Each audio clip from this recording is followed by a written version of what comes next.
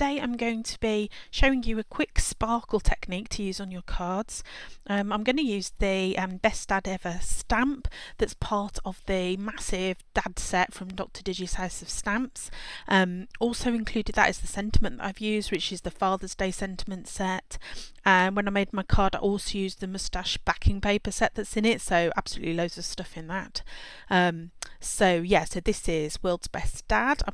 He also comes in coloured, by the way, so if you wanted to use him for a card and didn't want to do any of this colouring malarkey, or just wanted to add sparkle technique to the pre-coloured image, also possible, that's in there as well.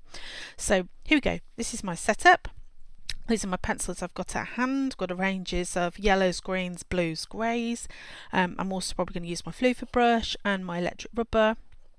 I'm using a standard basic sharpener at the moment because, as you know, polychromos not fun with sharpeners.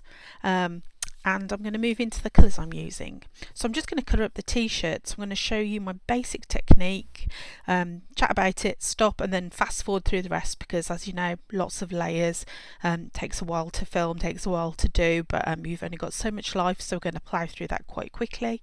So my first layer will be my white layer, and that's making myself a blending surface to do everything else on. So I'm just going to colour up the t-shirt in white. Just a smooth, even layer of white, trying not to be too liney or too hard, or just want to make a nice even surface. So normally I do my skin tones first because that's the thing I mess up most, but just for today we're just going to work on the t-shirt. So I'm going all over, ignoring the writing because we're going to do that eventually too. Go, make sure I've done all around this bit that I started on. Okay, and then I'm going to pop over that a layer of yellow. So why? Because it's going to make our green pop with a nice zingy fresh tone. So I'm going to go use 107 cadmium yellow. It's actually quite a blunt end, as you can see, because I'm just going for like a soft all over coat. This time I am going to avoid the writing because we're going to keep that white for our sparkle technique afterwards. So this is very soft, it's just a base coat, so I'm not really going to see it when I'm finished, but we want that green to be nice and limey and bright.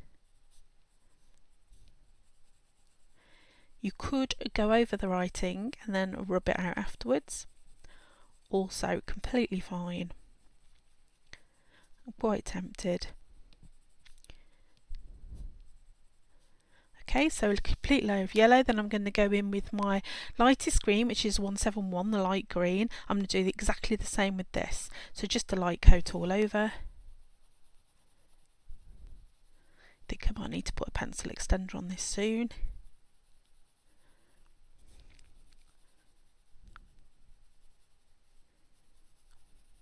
So I'm not worrying much, I'm just sticking it down and getting it on. We're going to blend these together afterwards.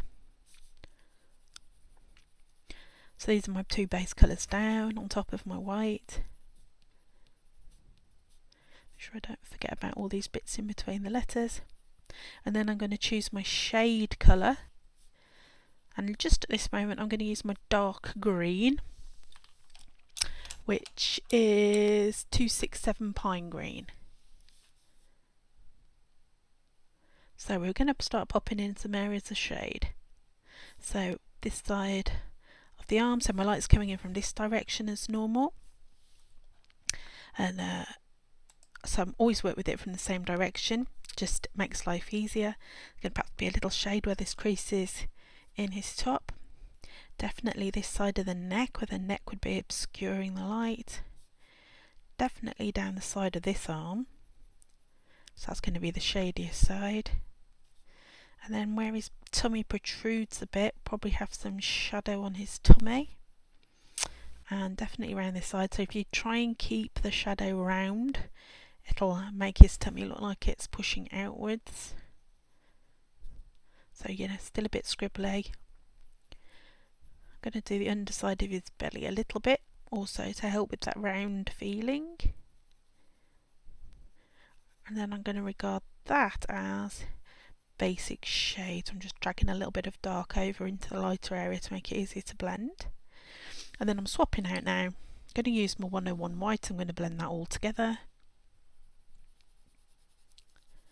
So quite a lot of pressure. If you go in a different direction to the direction that you went before, when you did the base layers, it makes it faster and easier to blend. Circle stops it all getting liney. So quite a lot of pressure to drag the colours together.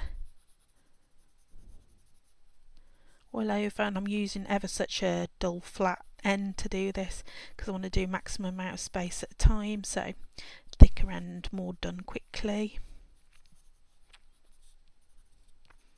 Okay, so that'll be my layer 1. So essentially I've got my main colour in, I've got my main areas of shade in, and it's all been blended once. So the next process is repeating these layers in a similar fashion, blending in between. Sometimes I blend with white, sometimes I blend with my palest colour, which in this case would be the 171 light green. And then at a certain point, when my dark green doesn't seem to be dark enough, I'll swap over to use dark indigo, which is a dark blue, that's 157. I've also got in hand my 168, which is the olivish earth green, so it's just a slightly more olive colour than the light green I've been using. All the pencils will be listed below. I'm going to switch now into speedy version so we can get that coloured up and move straight on to our sparkle colouring.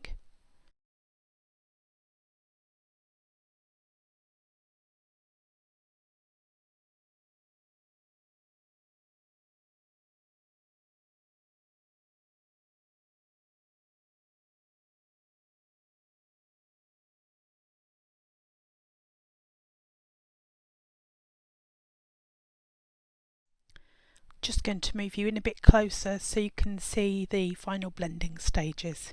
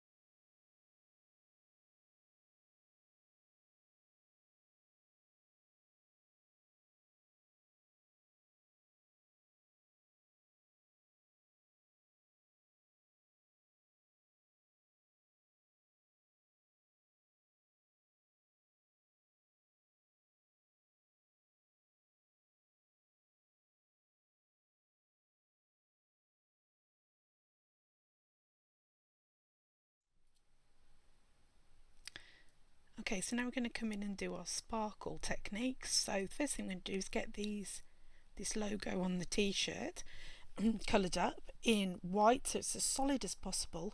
We're going to have to do a bit of work because obviously I got some yellow on it while I was doing the t-shirt. So we've got to press down hard with a relatively sharp white pencil and erase all of those bits of yellow and get a smooth solid layer of white over each of the letters, symbols. So I'm pressing down quite firmly. I'm trying to get up to the edges of the letters. Make sure it's a thick, smooth layer. We don't have much of that yellow or any of the green left in the letters. It's just a little bit. That's okay. So I'm going to have a floof, check we've got some even coverage. It's a little bit down the side of this D that needs doing. And on the edge of the hashtag.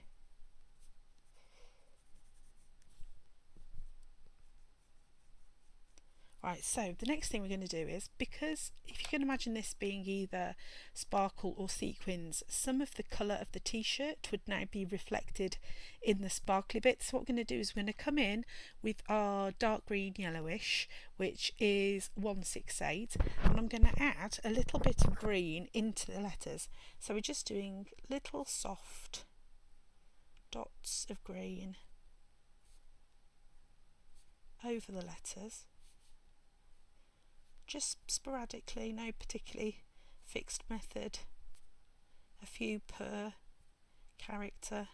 And then I'm also going to go in with my slightly darker pine green, which is 267. I'm just going to add a few slightly larger, darker spots. So effectively we've just made spotty letters. I'm also going to pop in at this stage just a little bit of shadow on this D, because you can see where the t-shirt shadow comes down and round. We haven't really got anything on this D, so I'm just going to come in with my dark grey, which is the cold grey 234, and I'm just going to add a little bit of shadow here. I don't think much is necessary anywhere else, but it would make sense if this little bit of letter was a bit more shadowed, and add it in before we get our pens out. Just want that to look like the shadow from the teacup. Okay, I'm going to also add just a tiny bit of shadow with my 2, 3 and 2, so it's cold grey 3, to these letters that are furthest on the right. That seems to make sense, to add the same sort of level of shadow that's on the green. Not much, just a little bit. Little bit of a blend, softly with my white. Check we can still see our blobs of other colours. Might pop in my little bit of green again. I think I might have lost one. Okay, pencil bit done. On to pens. Okay, so I've changed angle a little bit because it's quite hard to see me use the pens, because unlike the pencils I can't really use them side on, I have to use them completely upright. So I've got a white gel pen. I don't think it matters which one you use, I think you can just choose your favourite. And with the white gel pen I'll always have a bit of a scribble off my image to check my pen's working before I put it on the image. And then over my characters I'm going to add some small white spots all over, randomly placed. And they are really quite little, so this is going to put more of these kind of spots on than anything else. This is going to be our basic glimmer. I'm going to do this all over. Try and be random. If you're not very good at random, go for an even coverage. Doing little white spots all over.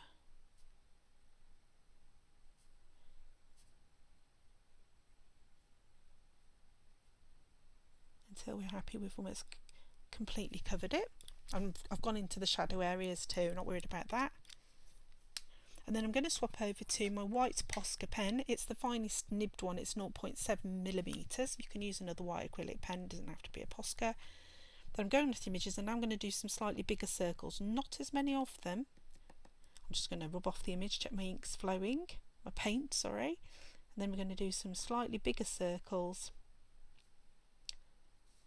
on the characters. So these are our bigger sequins having a shine. Doesn't matter if you go over the spots you did before. It's actually just making quite a nice spotty look at the moment. Okay, so that's our white blobs. And then after that we're going to go back to our gel pen and we're going to scribble off to make sure that it's working. And now we're going to do our crosses. So these are the bits of gleam that are gleaming. So you're going to do a cross top to bottom, left to right, and we're going to do 2-ish per letter.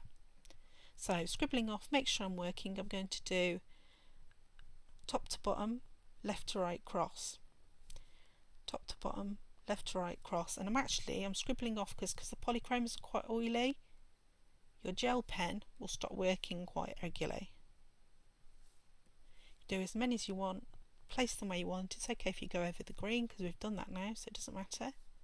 So I'm doing top to bottom, left to right, and I'm actually having a scribble off to the side because I know my gel pen is quite elderly and struggles a little bit with the polychromos. And then I'm going to do a couple on the final day.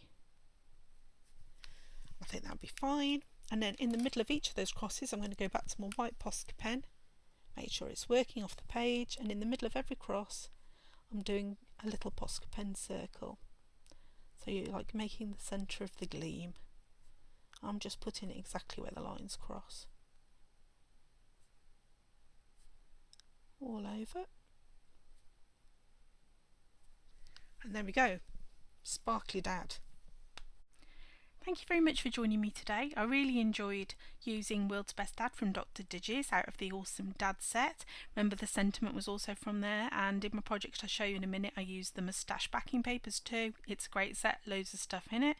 Here's the card that I made for Making Cards magazine. I did a whole sort of inspo page for Father's Day cards using Dr. Digi images. Hope you can still snag it in the shops. Don't think it'll be there for much longer, so best buy it soon. Thanks for joining me today. Goodbye.